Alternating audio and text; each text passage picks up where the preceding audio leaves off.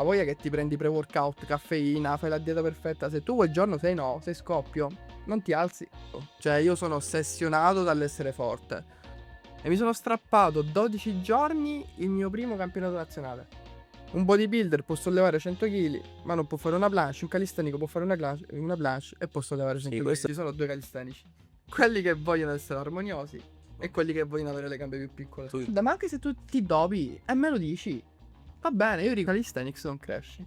Questa è la minchiata più grande che possa esistere. Tu col calisthenics non cresci. Dire il CrossFit fa male è sbagliato. Oh, raga, non ci credo. Ma è quello che para sempre dei morti. Ciao a tutti, benvenuti in questa nuova puntata di 3CFU Podcast. Oggi abbiamo l'onore di avere qui con noi un atleta conosciuto a livello nazionale, campione di un contest nazionale appunto di calisthenics, Gabriele Feo. Buonasera a tutti ragazzi, è un piacere per me essere qui, vi ringrazio per l'ospitalità. Benvenuto Gabriele anche da Grazie parte mille. mia. Senti, tu sei molto dentro il mondo del calisthenics, Sì, ma già. se lo dovessi spiegare a mia nonna in 2 parole, che cos'è il calisthenics? Tutto quello che una persona comune non sa fare. Cioè, una persona comune tu lo metti lì non ti fa calisthenics. Praticamente è un misto. Deriva dalla ginnastica artistica, ma un attimino più rozza, chiamiamola così. Anzi, le origini sono più rozze. Addirittura pensa che il calisthenics nasce nei carceri americani, dove all'epoca, appunto, non avendo attrezzatura, non avendo nulla, si allenavano in carcere. Quindi da lì nasce lo street workout, quindi allenamento sulle sbarre, su parallele, pavimento, quindi trazioni, dip, push up a manetta. Poi da lì entra l'ottica più da ginnasta, quindi addentrandoci verso le prime skill che sono ad esempio la planche, il maltese. Infatti basta cercare i primi video su YouTube, le skill sono molto sporche, video risalenti addirittura al 2011-2012, non c'è una protrazione, non c'è una retroversione, le skill vengono fatte in maniera rozza, ma già all'epoca era un qualcosa di nuovo, un qualcosa di bello. Col progredire della generazione, mettiamola così, il calisthenics si è evoluto ed è diventato un qualcosa veramente di importante, potendo creare anche delle proprie gare, federazioni, eventi, meeting. Sì, è esploso nell'ultimo periodo, negli ultimi magari 5 anni, anche magari dopo il Covid. Invece tu, come ti sei avvicinato al calisthenics? Hai avuto un progresso già a livello fitness? Facevi già qualcosa oppure sei partito direttamente con quello? Allora, io facevo pallanuoto, anzi, torniamo alle origini. Facevo nuoto, ho iniziato a 5 anni, fino ai 9 ho sempre fatto nuoto, poi dai 10 più o meno ho fatto pallanuoto fino ai 18. Ovviamente non facevamo allenamento solo in acqua, facevamo anche allenamento a secco come push up, trazioni, dip. Sempre verso i 16-17 anni mi sono un pochettino infognato con la palestra, ma un po' così. Non è che in realtà c'era la via di mezzo, mi piace ma non mi piace, faccio quello che mi piace ma non faccio quello che non mi piace. Quindi anche se è una cosa so che mi poteva fare bene perché ho un gruppo muscolare carente, non lo facevo perché mi annoiava.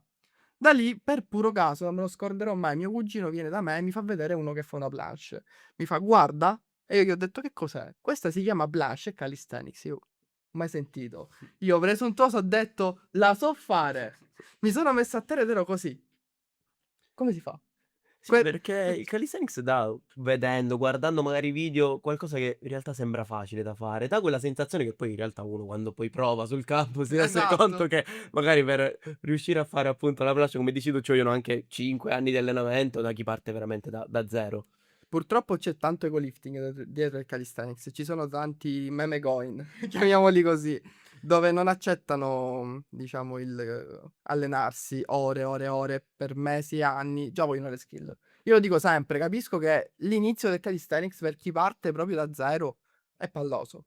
Io lo ammetto, perché devi concentrarti sulle basi, devi fare tanto condizionamento che devi comunque fare, ma ovviamente a livello di skill puoi fare poco. Quindi se tu già ti innamori dell'ambito skill, ma non hai mai fatto nulla in vita tua, capisco che partire da zero è un po' noioso, ma è proprio lì che sta il tutto. Tu mi fai i primi mesi allenandoti bene, attivandoti bene, allora diciamo riduci il tempo per realmente impegnarti a fare le skill. E quindi si può anche agevolare questo processo. Sì, perché l'allenamento alla fine quasi tutta la settimana si basa su a livello funzionale per poi arrivare a sbloccare determinata skill, determinato progresso, perché comunque di una skill ci sono vari step. Ci sono tanti step. E fino a un certo punto c'è pure un muro iniziale che tu non riesci proprio a fare quella determinata cosa e c'è chi magari Sì, si poi- butta giù. Sì, c'è lo stallo. Cioè, Stallo. sembra una fesseria, ma tu vuoi farmi un attack planche, arrivare a una straddle, mi vuoi fare anche 10 secondi di straddle in un anno?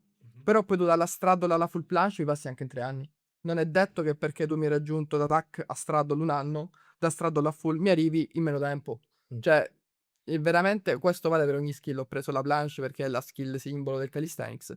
Ma comunque ci sono tanti in top. Infatti le persone mollano per questo, perché passano anche anni e dicono non sto più migliorando. Sì, è anche un Lasciamo allenamento molto stare. Sì, mentale. certo. Poi rispetto ai pesi, se tu hai il giorno no, no. A voglia che ti prendi pre-workout, caffeina, fai la dieta perfetta. Se tu quel giorno sei no, sei scoppio, non ti alzi. Ed è lì che appunto c'è la differenza fra allenamento e atleta. Cos'è che ti ha fatto scattare l'amore verso il calisthenics? Se c'è magari un momento particolare, un aneddoto, un qualcosa che ti ha fatto dire questo è lo sport che voglio fare. L'aneddoto è quello della planche di mio Ok. cugino che mi ha fatto vedere la planche e sono rimasto a terrafermo così ho detto aspetta, com'è possibile questa cosa? E poi l'ossessione per la forza. Per me la forza è tutto. Cioè io sono ossessionato dall'essere forte. Per un anno quasi, io dico sempre quando mi chiedono da quanto tempo ti alleni, seriamente sono 4 anni. Ma io conosco il calisthenics da quando avevo 18 anni. Però io il primo anno non ho fatto niente, perché ero lì a provare e non mi usciva niente perché avevo la presunzione di dover dire no, voglio fare la planche. Saltavo tutto quello che c'era prima, le 1000 cose che c'erano prima, Tutte le propedeutiche. tutto, propedeutiche, basi, attivazioni, tutto, ed ero fermo lì. Non ma- miglioravo. Ti è mai capitato di farti male perché hai voluto tirare troppo la corda per questo? E arriviamo qua alla domanda glow. Io mi sono strappato il bicipite, come vedi la differenza tra questo è più corto questo. Ah, ora che noto, Questo qua, vedi che è più corto? Mhm. Facendo un back lever muscle up, una skill del calisthenics, una delle skill più pericolose. È una skill che io padroneggiavo, facevo tranquillamente e mi sono strappato 12 giorni il mio primo campionato nazionale. 12 giorni prima. Ero con il campione mondiale di calisthenics, Emanuele Maieli. Sì. Ci stavamo allenando insieme. E io ho detto, ma guarda, voglio provare il set che porterò alle nazionali, in caso correggimelo. Parto, back lever muscle up, trutum, bicipite mi era salito qua alla spalla. Sono comunque andato a vedermi la gara, perché comunque avevo comprato biglietti, alloggio, tutto, avevo fatto tutto. È stato un trauma, Ma è un stato trauma. un errore da parte tua che magari non ti sei riscaldato bene oppure su... Caricavo troppo. Io ero consapevole che sarebbe successo. Lo sapevo che sarebbe successo perché con questa skill mi veniva tanto semplice, ma la sgravavo. Mi mettevo 10 kg, ne facevo 5 di fila. La spammavi... La spammavo senza un domani. Infatti, quel giorno, mentre mi scaldavo, pensa tu, con un elastico grosso tanto, giusto per pompare un po' di sangue, faccio la prima ripetizione, facilissima, scendo e mi parte una fitta che mi parte dal gomito fino a tutto l'opera. Ho detto, aspetta, qua c'è qualcosa che non va. Ma un dolore atroce. Ma tu hai capito subito in quel momento che era qualcosa di grave? Sì, certo, lo Si capisci. percepisce? Lo capisci. Oltre che tu hai sentito. Hai presente il rumore di una cerniera che sale? Ok. Io quello sento trum. Quel rumore, ho sentito il bicipite era alla spalla. E questo per quanto tempo ti ha bloccato? Allora. Bene. Secondo i medici devo stare fermo 3 mesi. Secondo la scienza di Gabriele Feo invece... In 3 mesi avevo ripreso la full planche. Non lo fate. Non è funzionale. Sono stato fermo 3 settimane. Sì, il calisthenics, dal mio punto di vista, che anche io l'ho praticato per 2 anni, ti penalizza molto nel momento in cui tu Ti scassi. fermi. Ma se ti fermi, sì. Sì, ti scassi. Sì, ti scassi, poi non puoi diciamo, obbligato a fermarti. Però Sì, nel momento in cui uno perde magari diciamo, l'abitudine, non si allena per un paio di mesi... Sì, subito lo senti. Sembra una babbaria. Tu c'hai una fase. Se ti stai il caso una settimana fermo senza fare niente, a una settimana e un giorno ti alleni che sei fortissimo. Sei riposato, non hai dolori, non hai fastidio. A 2 settimane fai schifo. Sì. È una cosa Perché incredibile. da un lato comunque i muscoli si riposano, quindi magari sono più Esatto. reattivi, esatto. pronti da quel punto di vista, però ovviamente se poi lo abbandoni per troppo tempo È un Ti problema. scordi pure come si fa una certa skill. Hai proprio Come parti. problemi di propiocezione. Magari nella tua testa, quando fai una planche, un front lever, ti senti bello dritto, guardi il video e sei così in diagonale, dici minchia che schifo.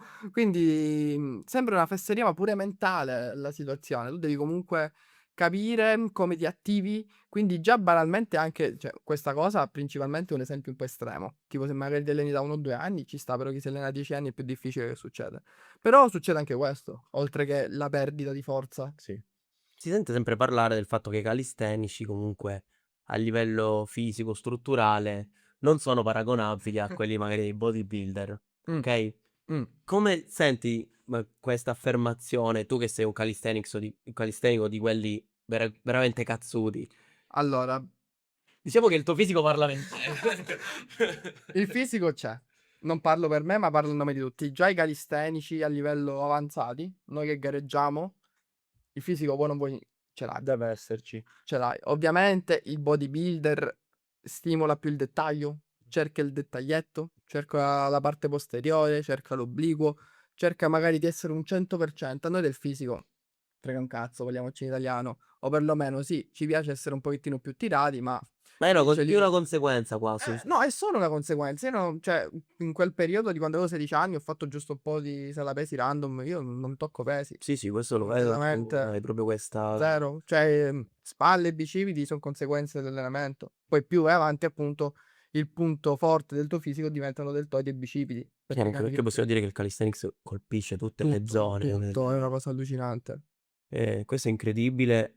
E anche perché sia bodybuilder che alla fine il calistenico allenano la forza. Perché giustamente il bodybuilder nel giro di un mese riesce magari ad aumentare i carichi, come magari tu riesci a aumentare la mole muscolare. Bodybuilder alzi il bilanciere, tu alzi il peso del tuo corpo. Sono due stimoli diversi.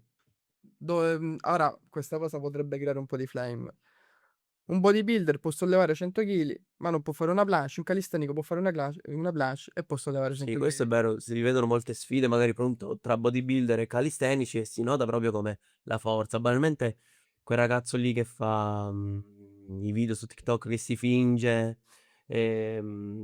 Chi aspetta? Anatoli. Ah, Anatoly, vabbè. Sì, lui anche Anatoly non ha è avuto anche una parte da Anatoly calisthenico, esatto. oltre che da... Anatoly, nonostante sia un powerlifter, lui ha vinto anche gare a livello mondiale, se non erro, lui qualcosa l'ha vinta.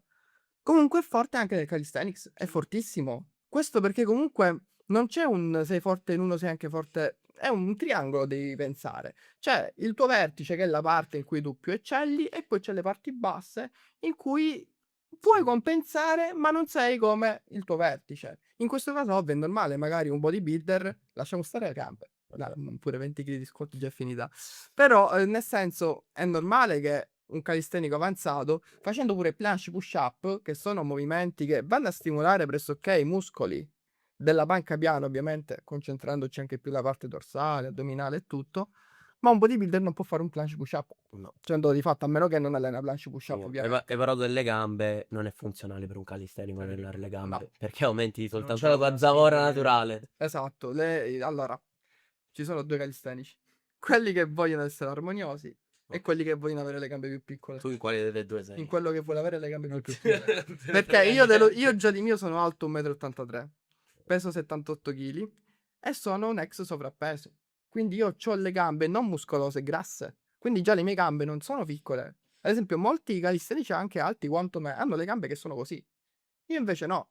Pagherei per averle così. Sì, anche l'altezza comunque fa un sacco. Tantissimo, è tutta questione di leva. È normale che chi è alto 1,50 m, 1,60 m riesce a eseguire le skill in maniera più agevolata.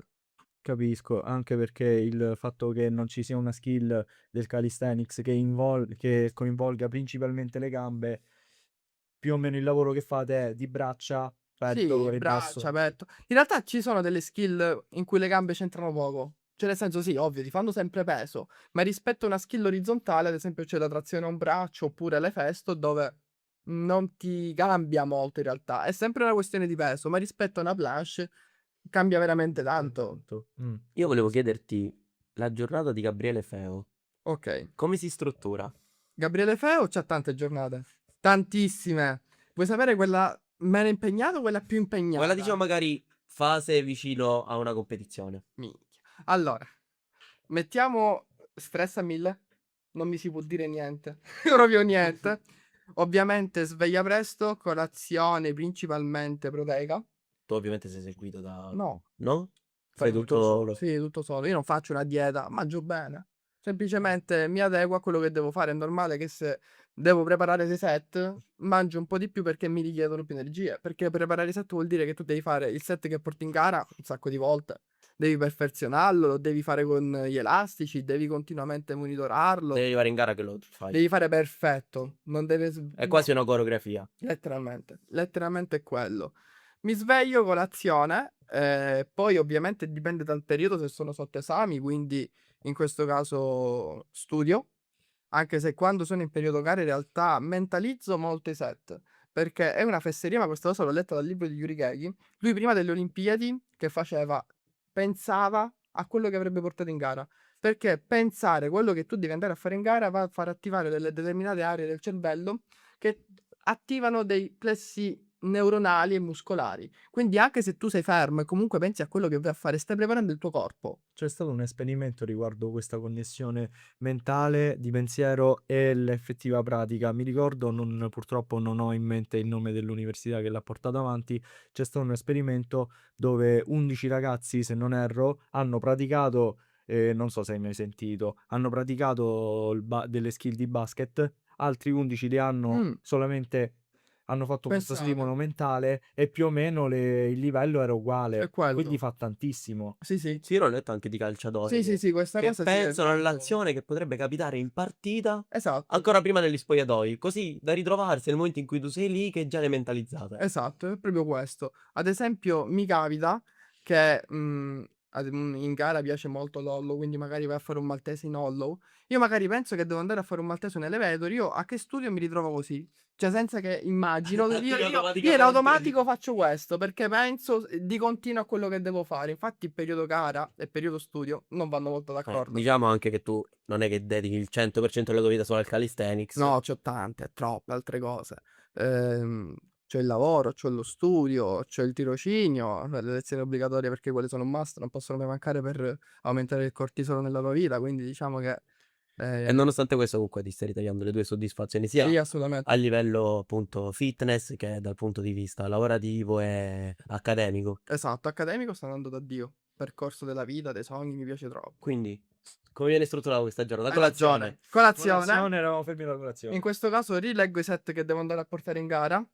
Tra l'altro, piccolo aneddoto, mentre io scrivo i set, noi nel regolamento sappiamo quanto dobbiamo fare. Quindi magari se abbiamo un set da 60, uno da 40, uno da 45, io immagino il set, chiudo gli occhi e faccio partire il timer nel telefono. E io immagino quello che devo andare a fare in gara. Appena finisco stop il timer. Da lì vedo magari il mio pensiero, ci ha messo 50 secondi, diamo un po' di margine, magari togliamo una skill o togliamo una skill e mettiamo una dinamica.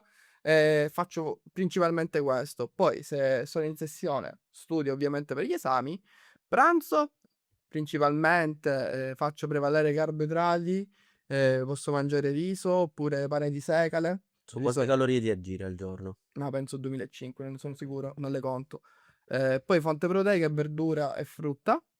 E poi c'ho il pre-workout che principalmente mangio ad esempio una banana con burro d'arachidi e marmellata. Molto semplice. Oppure pane di segale con burro d'arachidi e marmellata, molto chill. E poi parte l'allenamento. L'allenamento va dalle 3 alle 4 ore. Lo gestisco abbastanza a lungo, finisco anche alle 9 di sera. Riesci 4 ore di 4 ore veramente molto impegnativo. Sì. No, nessun problema. Sempre fatto così. Anzi, addirittura quando facevo pallanuoto, partivamo con gli allenamenti alle 3 di pomeriggio, ho finito pure alle 11, 11 e mezza di sera. Pensi che la pallanuoto ti abbia aiutato a Sì, livello a di voglia. costruzione proprio fisica, Sì. magari allargarti le spalle un po'? Assolutamente sì. Anche nel calisthenics mi ha aiutato. Io senza avermi fatto calisthenics sapevo fare un advanced hack lunge a terra o un front lever one leg. Che tu dici per uno che si approccia alle prime No, sì. armi è una cosa È possibile. molto avanzato. Non è molto avanzato, è fra le propedeutiche base, tra virgolette, però comunque per avere una advanced hack flash, soprattutto Per dire partendo da zero. che- non è comune No, da zero. difficile. Sì, un advanced hack flash Da 0-0 ci vuole. Esatto. Perché comunque facevamo sempre tanto corpo libero, tanto black zavorrato, piegamenti, dip, quindi diciamo un minimo di base c'era. La skill che ti ha fatto buttare più sangue? Front lever. Front lever pull up, front lever touch, tutto ciò che riguarda la tirata. Perché comunque nel calisthenics io ho notato il fatto che alcune skill sembra che il tuo corpo sia più propenso a farle, altre no, col fatto che adesso hai nominato il front che a livello di difficoltà oggettiva è più semplice sì, sempre è più comune saper fare un front che una planche, ma a me il front mi ha fatto proprio buttare sangue. Perché qual è il problema? Io pure quando ho fatto l'autodidatta, mi sono alleato autodidatta all'inizio, facevo planche. Infatti io sapendo fare advanced hack planche in maniera molto, diciamo, ignorante, mi sono preso un libro, Overcoming Gravity 2.0, un libro di ginnastica artistica, non c'è neanche in italiano sto libro. Mi sono fatto una scheda amatoriale e lavoravo planche, e intermezzo ho preso la full planche, letteralmente, in pochissimo. Non facevo front. Non lo facevo completamente, l'ho trascurato. Ho fatto anche gare, io ho vinto gare, anche regione senza fare i miei front. E praticamente Però loro non lo sapevano. non importa questo. Sempre molto... Esatto, lasciamo stare questo dettaglio. Però qual è il punto? Tu lavori così 1 mese, 2 mesi, 3 mesi, 1 anno, 2 anni. Il fronte come lavori? Così. Sì. Totalmente altra attivazione. Devi comunque attivare i muscoli che attivi in planche, ma per me l'area di trazione, o perlomeno per le scapole, l'assetto neutro, non esisteva. Io facevo il fronte così, in planche. Letteralmente mi attivavo come se dovessi fare planche. Infatti è stato difficile tornare a saper fare questo. Sembra una fesseria, ma io fino all'anno scorso facevo questo. Letteralmente Non allenavo riuscivi sulla... ancora Non bene. riuscivo a chiudere le scapole. Tu adesso vieni seguito per quanto riguarda la No, parte è da della un po' che scheda. non mi faccio Tu seguire adesso per sei ora. di nuovo Sì, io vado autonomo da quel punto. assolutamente sì. E tu hai anche, diciamo, una scuola di calisthenics, nel senso prepari schede, ragazzi. Sì, seguo ragazzi online. Ok. Se i ragazzi si vogliono allenare, diciamo, in presenza, li porto da alcuni miei amici, colleghi, collaboratori che hanno dei corsi. Però se vogliono farsi seguire personalmente, li seguo Sì, io anche perché tu giri online. molto in tante Sì, io palestre, sono non un- hai un Io punto sono fisso. il mio punto fisso è la palestra, quella di Peppe, di Cristo Re. Sì. Quello è il mio punto fisso, dove organizziamo eventi, gare, meeting, con loro parto sempre di continuo, un vai e via da tutta tutta l'Italia, vediamo se riusciamo anche a fare un qualcosa all'estero quest'anno, il prossimo E sono anno. molto richieste le schede dei Mm, ragazzi. prima sì, ora di meno, perché il boom c'è stato in quarantena. Ok, certo. Ora comunque voi non vuoi, ad esempio, cambiando un attimino sull'ambito web, io facevo video anche su calisthenics, ma ho detto no, lasciamo stare perché io reputo in questo momento che è veramente difficile, se sei nuovo, spiccare nell'ambito fitness, È molto perché saturo c'è questo, tutto, sì. ormai ti ritrovi di tutto, quindi tu portare un video come prendere la planche, come fare 100 kg di panca piana, l'assetto giusto dello squat, te ne trovi a migliaia. Sì, Te ne trovi a risulteresti migliaia. ripetitivo. Come skill sono diventate più comuni. Sì, perché- ormai lo fanno tutti provano a buttarsi nel mondo del fitness, anche se magari trovi quel ragazzo che non conosci che ti dà una buona spiegazione, te ne trovi altri 100.000. Poi Quindi, anche secondo me è difficile perché comunque ognuno ha sempre la sua sì, sfumatura vabbè, diversa. allora, io Quindi- qua lo dico e qua lo nego, il mondo del fitness, diciamo che riguarda Instagram, TikTok, è la nicchia più tossica che esista. Io lo dico a mani basse, per me è la nicchia più tossica che Il esista. peggiore che ti Il trovi. peggiore, e ti posso No, il dire... peggiore content creator di questi. Il peggior non è il content creator, è la fanbase. Tu dici che è È quello. la fanbase. Però Il un po' è content- alimentata anche da chi magari spinge questi contenuti. L'hype, un po' di dissing, un po' di hype è sempre piaciuto a tutti. Chi tira la pietra e nasconde la mano. Sì, è come sempre sa. piaciuto per la serie. Secondo me ce ne sono molti validi e molti che secondo me è meglio che fanno altro. Sì, vabbè, io sono contro tutti coloro che nascondono l'essere doped. Ah, vabbè. certo. Ovviamente sono proprio contro. 100% natural e poi hanno un bicipite enorme. Sì, ma guarda, ma anche se tu ti dopi e me lo dici, va bene. Io ricordo all'epoca Marco Sarcone, non so se lo conoscete. Sì, adesso è un po' meno in voga, però è stato uno dei primi. Ma Marco Sarcone l'ha sempre detto. Quindi Marco Sarcone è giusto. Tanto di rispetto per Marco che, che ha detto sempre la verità. Se tu mi vieni a dire però sono natural quando non lo sei, là no. Sì. Però, cioè, non devi nascondere. Ce ne quello sono che- alcuni che si nota, non c'è manco bisogno di magari andare a indagare, eccetera. Hanno fatto anche servizi, magari lei, Sì. eccetera, molto così. A parte il fatto che poi se uno la prende veramente seria, questo osservare chi si dopa e non dimostra, dice di essere natural, magari il ragazzino che si approccia e crede. vede quello che dopo Sì, 2 anni è tanto così. dai una falsa speranza a chi magari vuole approcciarsi e quindi magari poi si può anche buttare giù dal punto di vista emotivo perché dice non raggiungerò mai quel livello. Sì, ma poi dalla quarantena in poi sono andati un sacco di problemi alimentari nei ragazzi. Cioè, non me lo scorderò mai, era a Parma. Stavo parlando con un gruppo di ragazzi, questo ragazzo deve avere 16-17 anni. Praticamente diceva, sai, per questa gara mi sono messo in regime stretto, volevo arrivare a 2000 calorie spaccate pulite. Vabbè, ci sta in periodo carica. Però è capitato un giorno che ero ad una festa e ho dovuto mangiare un pezzo di torta. Il giorno dopo mi sono messo in gola e ho vomitato. Apriti cielo. Non esiste, cioè, ma questi sono disturbi alimentari belli e buoni.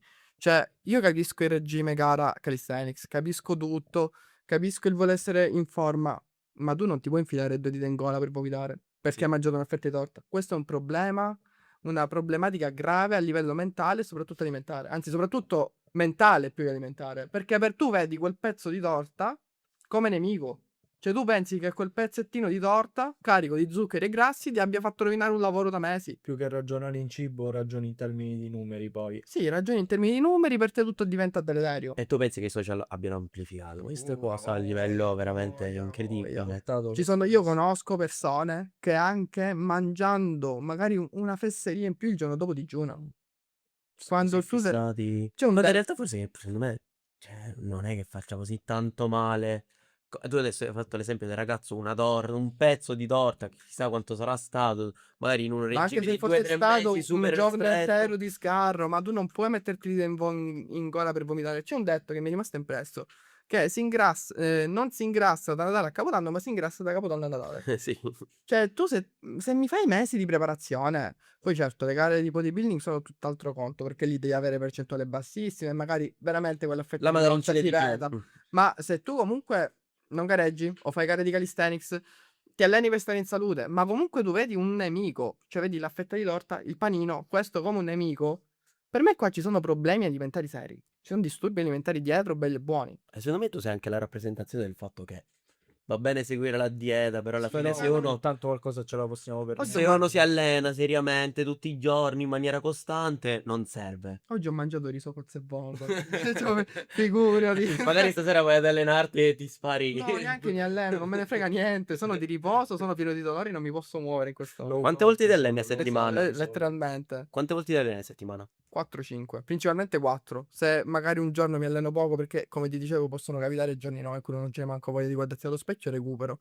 Però generalmente 4, idealmente, quando mi alleno bene. Infatti questa settimana ho fatto 4, lunedì, martedì, giovedì e venerdì belli lisci. Ho tolto rotto, però comunque sono andati Il tuo molto. corpo è abituato anche magari a questo Sì, stress ormai muscolare. Sì, molto molto abituato. E parlando di stress muscolare, qual è la cavolata più grande che si sente spesso dire riguardo alla crescita muscolare col calisthenics o altri allenamenti a corpo libero? Che col calisthenics non cresci. Questa è la minchiata più grande che possa esistere. Tu col calisthenics non cresci. Guarda un Tommaso Magro, un Daniele Di Marco, Gaggi, Andrea La Rosa, Ma anche, come si chiama? Showtime. Showtime, cioè nel senso, Cioè, tu Showtime è enorme. qua torniamo al discorso di prima. È normale che se cerchi il pelo nell'uovo, cerchi il dettaglio, vuoi essere armonioso, vuoi avere tutto in maniera congrua nella tua vita, fai bodybuilding.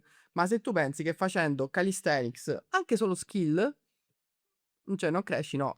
Cioè nel senso, fra i 3 rami del calisthenics, quindi fra endurance, strength e skill, magari noi skillatori siamo quelli un pochino più piccolini. Perché vi concentrate su... Ci concentriamo su altro. Però, cioè, ci sono quelli che fanno endurance o strength, sono delle bestie. Stiamo parlando di atleti anche oltre 100 kg.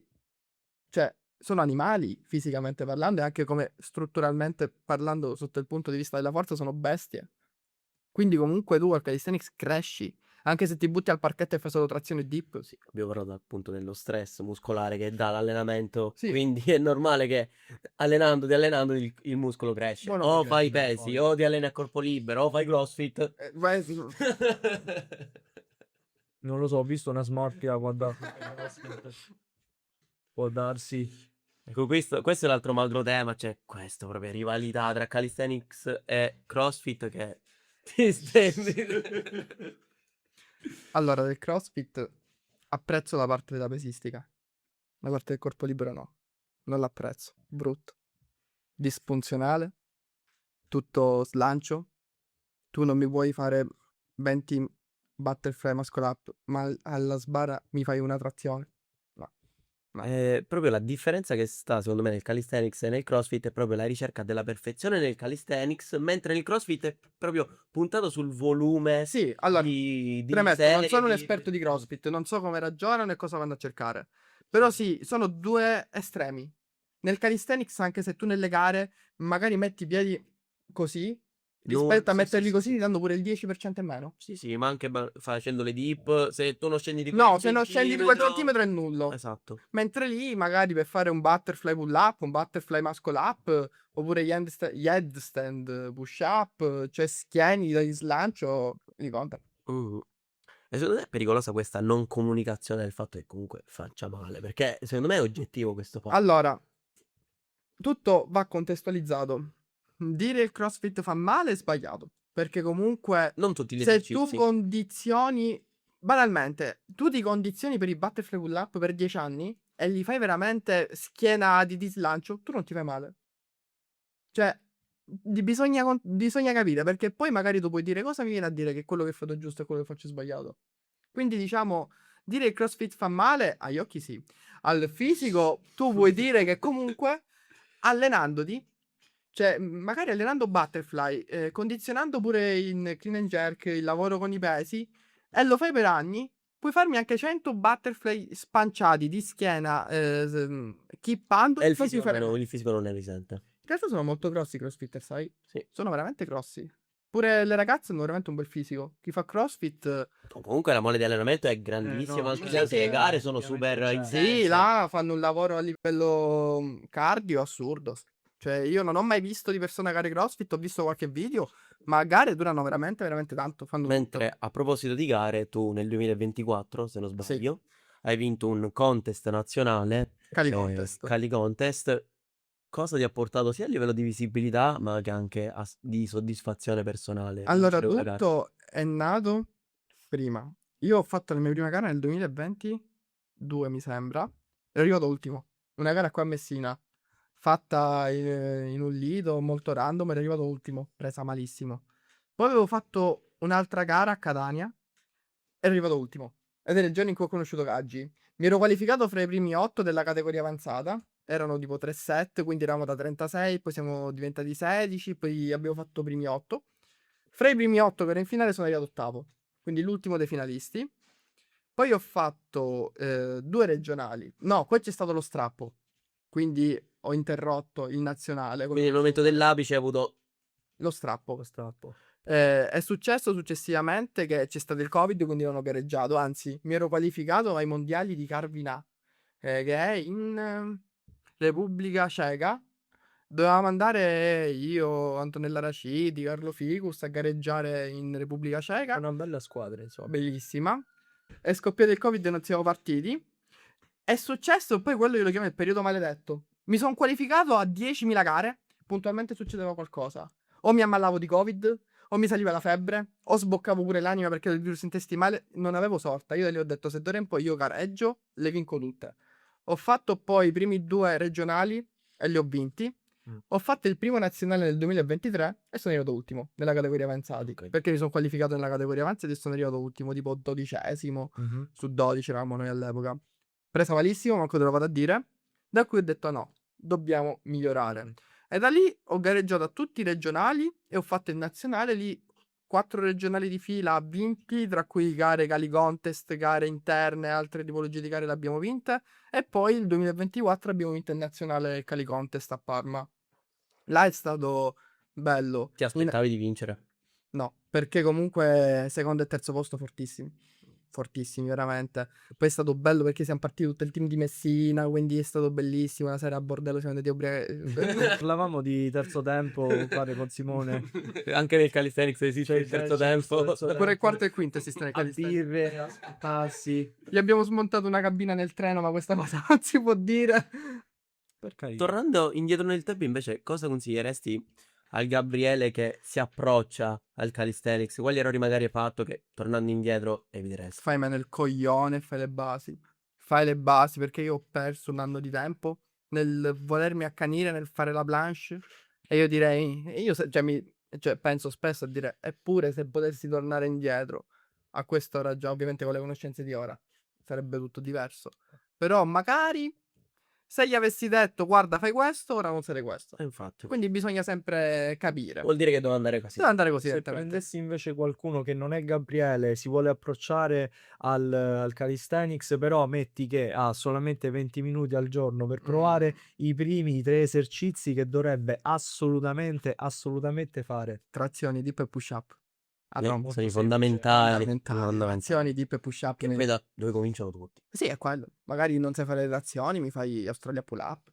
Non mi Solo sai elastico. Non mi sai fare push up, me li fai sulle ginocchia, mi fai le negative. Ci Cioè, sono il calisthenics riesce a trovare un livello per per qualsiasi... tutto, non c'è un limite. Tu con un elastico mi puoi fare quello che vuoi. Non mi sai fare l'Australian pull up, va bene, me le fai magari con i piedi proprio appoggiati a terra, ti metti col bacino più indietro e te li fai facili.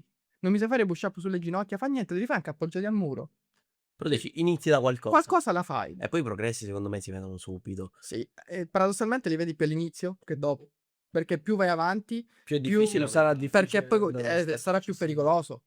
Perché il calisthenics secondo voi è molto pericoloso. Sì, infatti io alcuni esercizi ho anche paura magari a farli, Sì. perché comunque arrampicarti sulla sbarra, Ma già eccetera, fare non è ma facile. già un Efesto, un back muscle up, una planche agli anelli, una planche supina, un maltese agli anelli, alla croce, vabbè, lasciamo fare.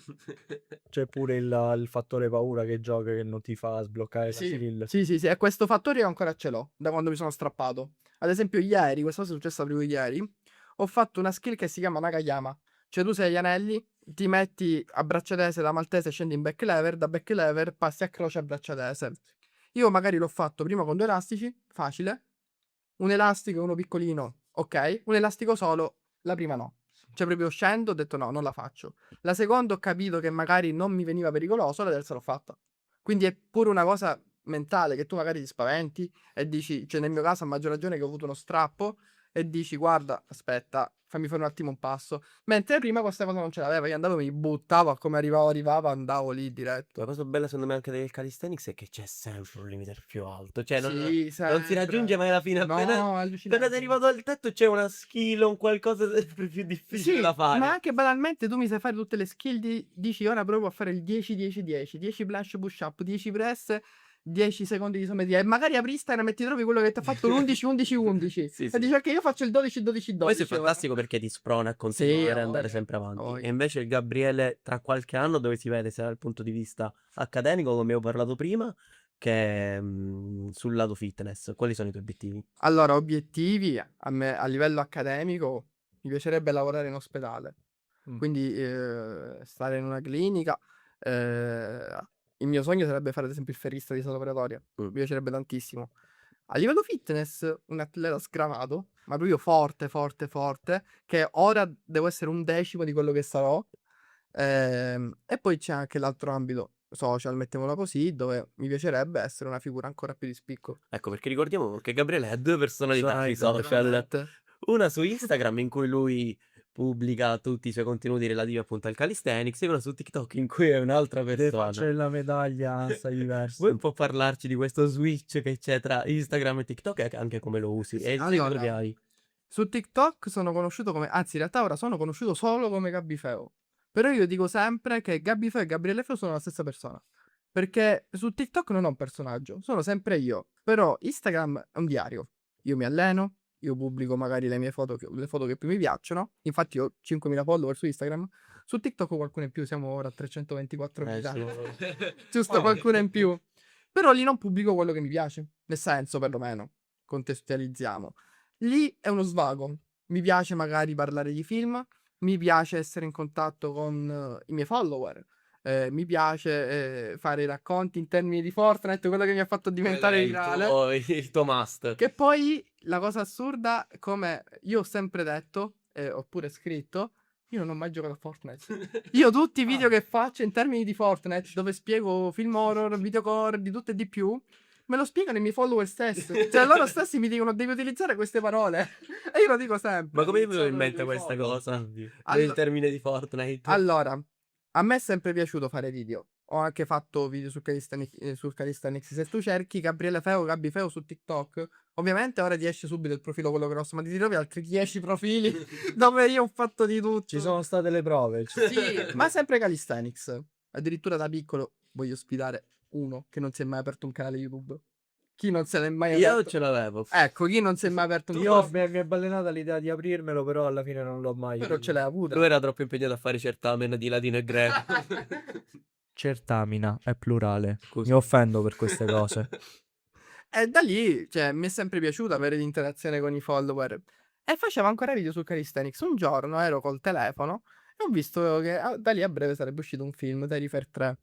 E ho visto che c'era una scena della Showerstein, la scena della doccia, che era abbastanza cruda per essere un film, una delle scene più crude degli ultimi 10 anni. E ho fatto un video a caso dove tipo mi rivedo io col telefono in mano, dove dico, scrivo in inglese, non in italiano. Io mentre reagisco alla scena della doccia di Terrifier faccio così, tipo mezzo scioccato, un video di 10 secondi, caricato per meme, Avevo 900 follower. Il giorno dopo apro il telefono, 10.000 follower. Io ero così, cosa? Che è successo? 2 milioni e mezzo di visualizzazioni in una notte. Quel video, io ero scioccato. A una certa tutti hanno cominciato a scrivermi: spiegami questa scena, che succede in questa scena. Io ho detto: come faccio a spiegare sta scena su TikTok? Che su TikTok basta che tu dici culo, ti bannano. A una certa che ti abbiano bannato. Adesso dormiamo su questo. Adesso ci dolente. però I 12 giorni, 10 giorni era neanche ricordo, il mio cervello è rimosso. Quindi- Più traumatici per chi mi stava accanto.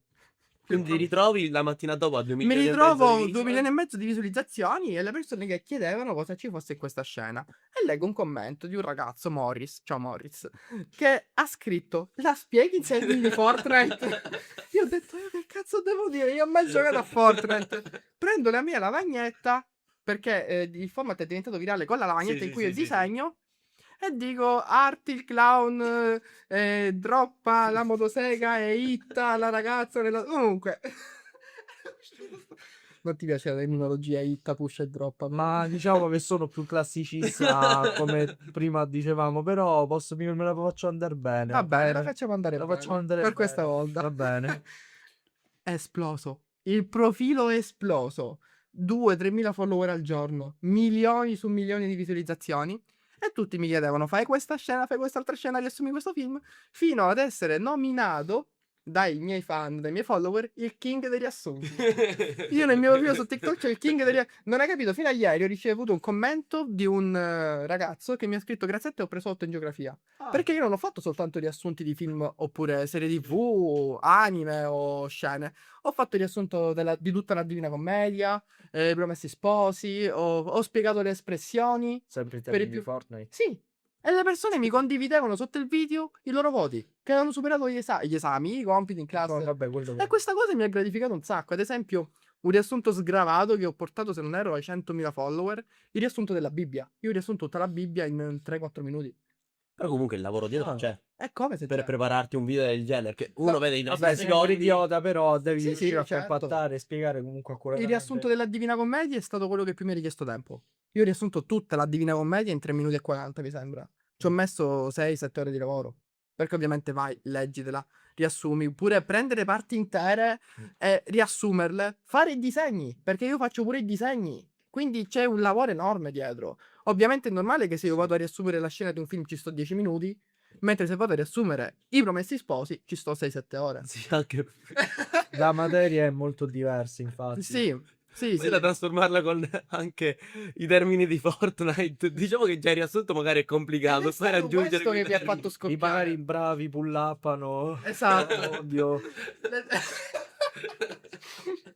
È stato sciappato. Vabbè, Lucifero che fuscia Beatrice. Ah. Poi, no, come riassunto ignorante, aspetta, che ho fatto? C'è stato un riassunto ignorantissimo, mi ha fatto troppo ridere.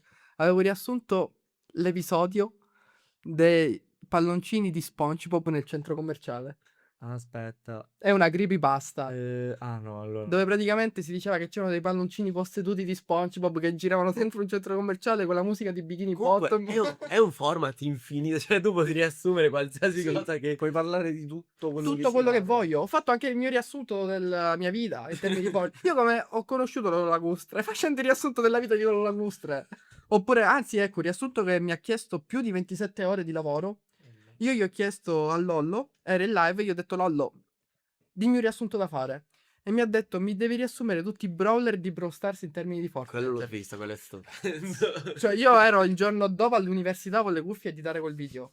Ci ho messo più di 27 ore a fare quel video. Mi devi credere, mi ha chiesto perché poi io avevo smesso di giocare a Brawl Stars tipo 2 anni prima. Quindi Erano quando usciti ancora, altri 10 quando brawler. ancora c'erano forse 20 brawler, 30 brawler, me ne sono trovati 117. Mi ha chiesto, oppure ad esempio, sempre Lollo mi ha chiesto: fai un riassunto sulla storia dell'universo. Sempre in termini di Fortnite. Oh, ovvio, ma stai scherzando. Oltre a questo format fai anche altro proprio. Ora piacciono molto le live reaction. Dove Ah. gli chiedono: guarda questo video e spiegano. Però non in termini di Fortnite. No, normalmente, però in realtà in maniera inconscia sono costretto a usare dei termini. Secondo me non mi senti parte di ormai è parte di me i termini di Fortnite.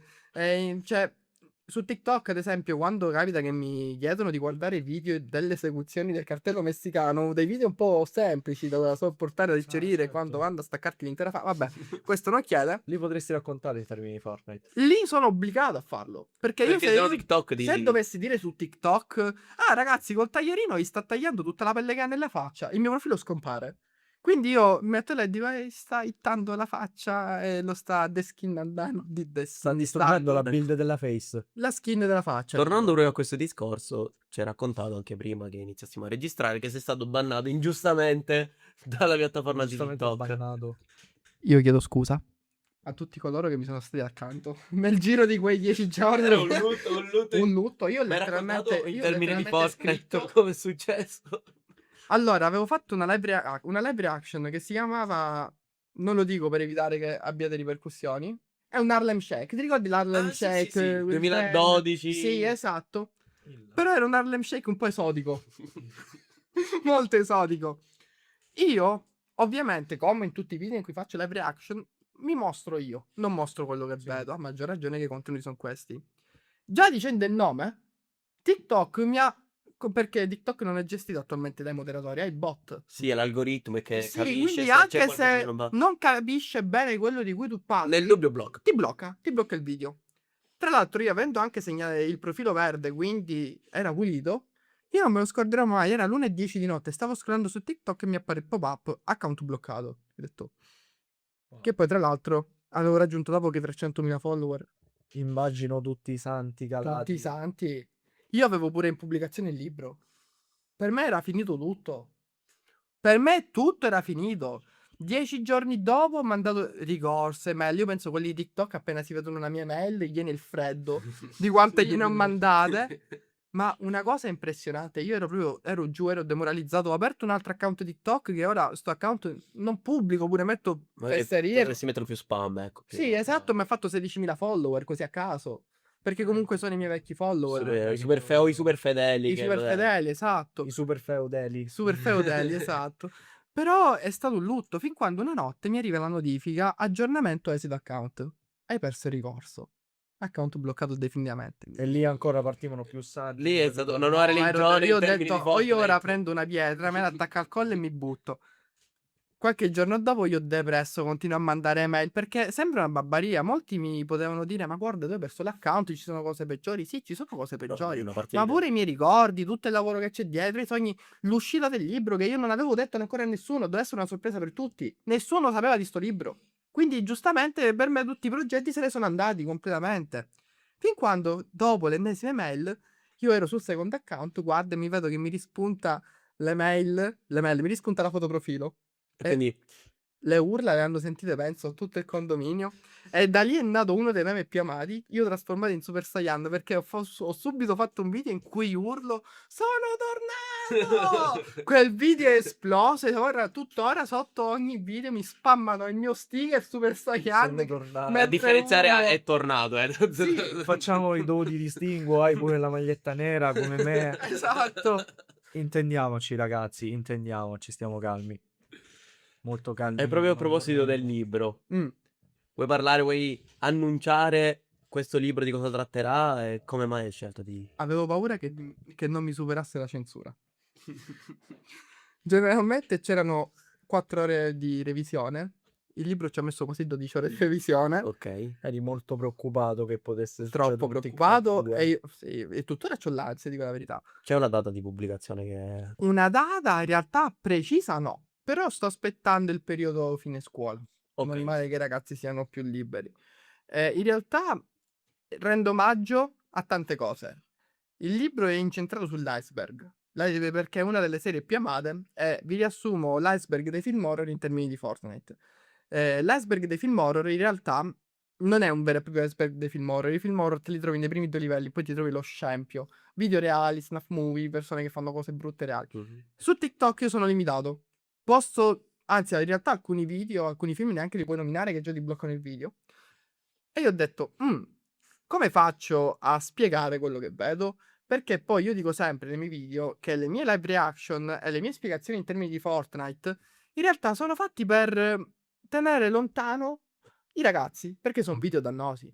vedere comunque un video di uno che decapita un altro non è una cosa, cioè è normale che ti traumatizza. O meglio che lo insciotta. Che lo headshotta o gli fa droppare la testa. È normale che per un ragazzino è un pochettino deleterio.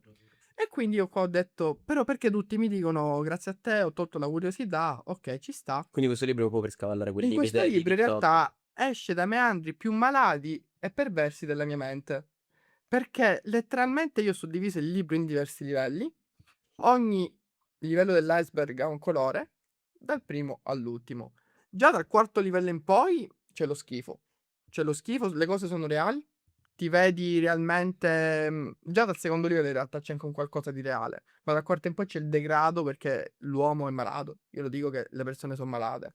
E tu per poter partorire determinati film, determinati documentari o determinati video Devi partire da una base reale. non stai bene. Sì, sì. Perché tutto quello che c'è dal quarto livello in poi è vero. Ti dico una cosa, l'altra volta stavo facendo la revisione perché ho ordinato la bozza. Perché da computer mi sono rincoglionito a correggere. Ho detto, vabbè, ordino la bozza e correggo da cartaceo. Pure quando studio non riesco da computer, devo avere proprio il cartaceo in mano. E c'era qualche errore, qualche fesseria, ma proprio fesserie, tipo magari mancavano lettere, virgole, varie che ho corretto in 10 minuti. Stavo leggendo un film che ho scritto, no, che ho scritto, che ho messo nel libro, che era nel sesto livello, questo film. Tu mi credi che mi è salito un conato di vomito mentre leggevo? Per quanto fosse malato. Roba che hai scritto tu, quindi ti Roba che ho lascio scritto io e che ho immaginare. pure guardato. Perché io nel mettere nel libro determinati film, li ho dovuti riguardare. Ma ogni livello si va sempre peggiorando. Certo. Cioè tu Qual fai è il livello massimo nel libro? l'ultimo. Benvenuti in Messico.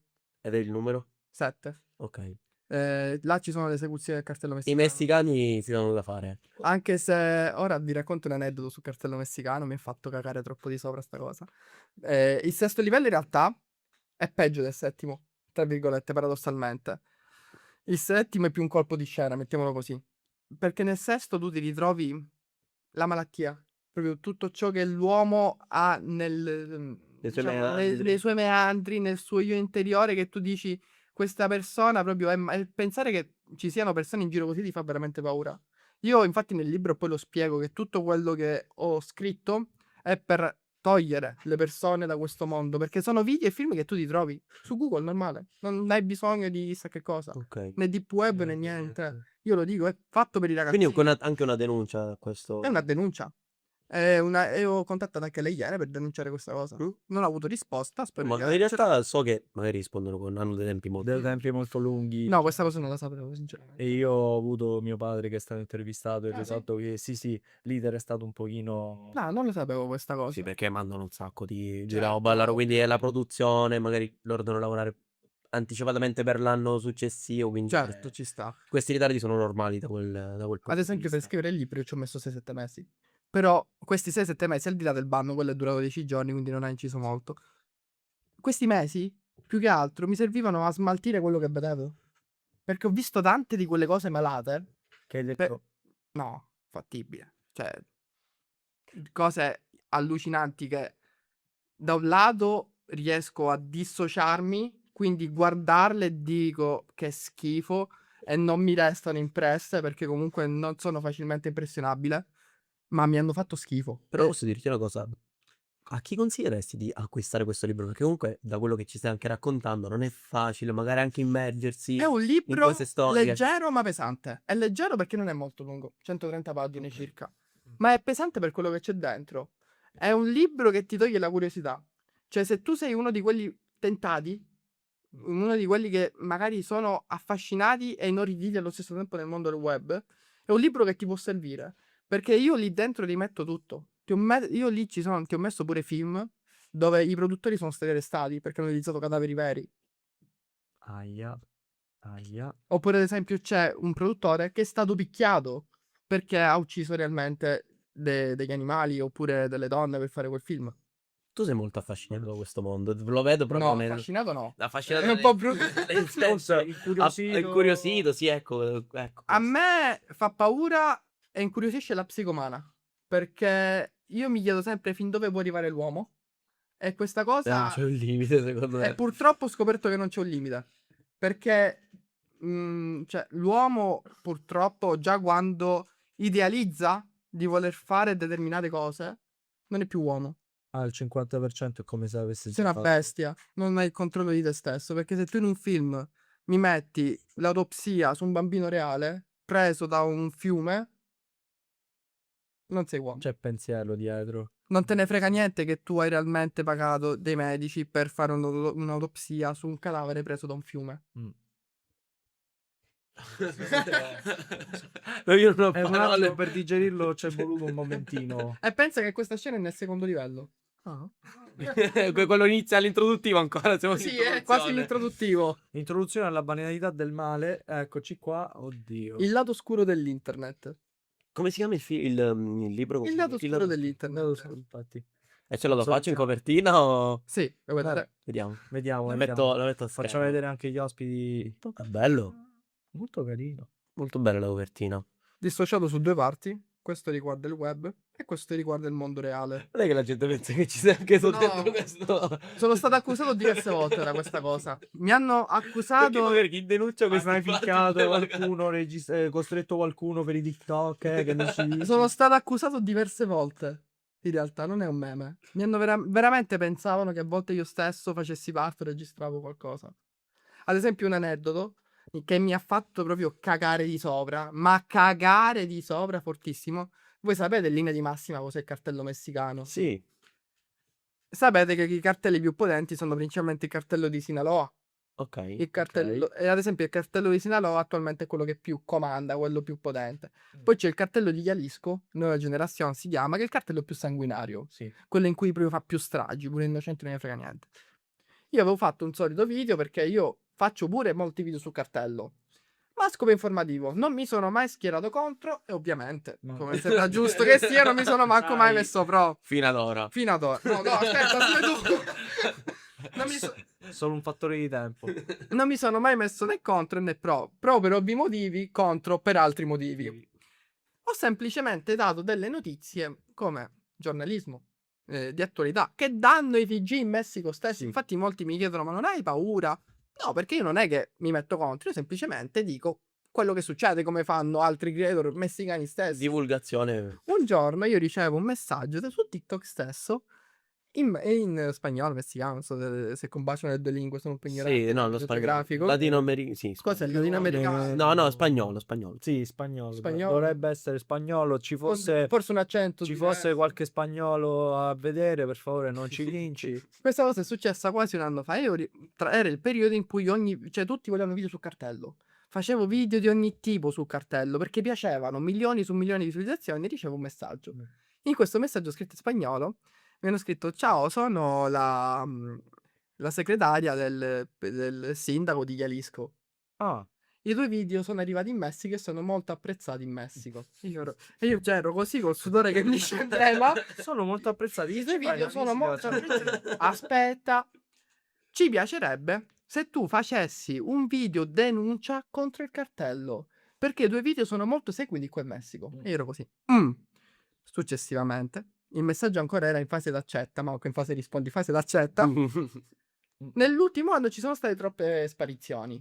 Non sappiamo se queste sparizioni siano direttamente legate al cartello. Ma comunque vorremmo una tua mano. Io quel messaggio ho fatto elimina e blocca diretto. Vai. Non ci ho pensato mezza volta. Magari buttavi pure il telefono. Quello lo faccio anche nei video. Quello lo faccio nei video. E io da lì ho bloccato. Cioè, mi sono cagato di sopra perché ho detto aspetta. Che vuol Forse dire che i sono miei troppo video- oltre. Un video che ha fatto 4 milioni. 8 milioni c'è nel mondo.